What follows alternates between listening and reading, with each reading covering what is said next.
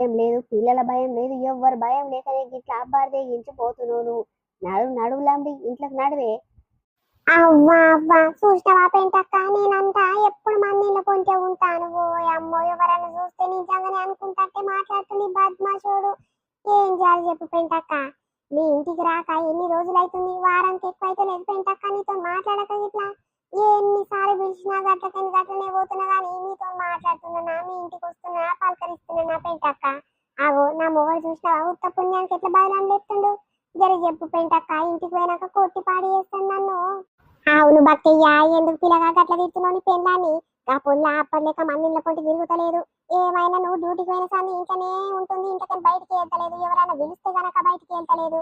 ఎందుకయ్యా గబోర్ని ఉత్త పుణ్యానికి గట్ల తిడుతున్నావేంది?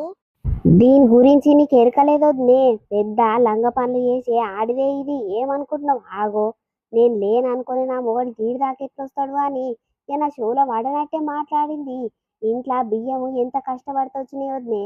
ఆ పగలనక రాత్రనక పండుకోక ఎంత కష్టపడి పైసలు ఖర్చు పెట్టి గాని వడ్లన్నీ పట్టించుకొస్తే గాయని బియ్యం వస్తే ఈ బద్మాసి చూసినావా? ఉత్త పుణ్యానికి మీకు బియ్యం వేస్తక్క, నేను బియ్యం తీసుకొస్తాక్క అని చిలుక పలుకులు పలుకుతుంది. ఇక కన్న కష్టం చేసినోనికి నాకు బాధ అనిపించదా వదిలే చెప్పు. ఆగో చూసినవా పెంటక్క, నేను బియ్యం ఉత్త పుణ్యానికి తీసుకొస్తాను అని పెంటక్క. మీ అందరు పైసలు ఇస్తే పైసలతో నేను బియ్యం వేస్తా తీయనన్నా. ఉత్తగానే పుణ్యానికి పోస్తాను చెప్పిన పెంటక్క. ఆగో చూసినవా ఈ బద్మాషోడు? అవును పిల్లగా పొల్ల ఉత్త పుణ్యానికి పోస్తాను చెప్పలేదు. ఇక మా వాళ్ళందరూ అమ్మలక్కలు నిండి పైసలు కలేసుకుంటారు కదా. పైసలు తీసుకొని బయట ఎందుకు దుఃఖన మీద వంకొచ్చుడు. ఇక నా మొగడు పండించిన బియ్యం ఉన్నాయి కదా, గవే తీసుకొస్తుంది అని అన్నది. ఎందుకయ్యా ఉత్తగనే దాన్ని తిడుతున్నావు? గట్లనే తిట్టు పెంటాక, రెండు మూడు మాటలు అంటే తంతే బుద్ధి వస్తుందేమో. అవ్వ ఏమైనా నా ఉసిరే పోసుకుంటాడు పెంటక్క ఈడు. అబ్బా అబ్బా, మీ ఇద్దరికి అవార్డు ఇవ్వాలి పో. ఇక ఆడోళ్ళ ముచ్చట్లన్నీ అబద్ధాలు ఉంటాయంటే ఈ మాట కరెక్టే ఉన్నట్టుంది. నువ్వు అన్న మాట నేను వినలేదా? ఓ వదినే, మీ చెల్లె తగ్గట్టు నువ్వు ఇట్లా మంచిగా ఆమె దిక్కే చేయగొడుతున్నావు కదా, నేను వినలేదా? నా షోలు వినిపిస్తలేవా? నేను చెబుతున్నా ఎట్లా? నేను రాగానే ఉత్తగానే తెస్తా తీపెంటక్క నీతోని జోరుగా ముచ్చట పెడుతుంది. అవన్నీ మాటలు నా షోలో పడ్డాయి, నేను విన్నా గాని నువ్వేం కవరింగ్ చేయకపోయింటక్కో. నా పెళ్ళం గురించి నీకు ఎరకలేదు ఇంకా? అది చాలా కథలు పడుతుంది అది.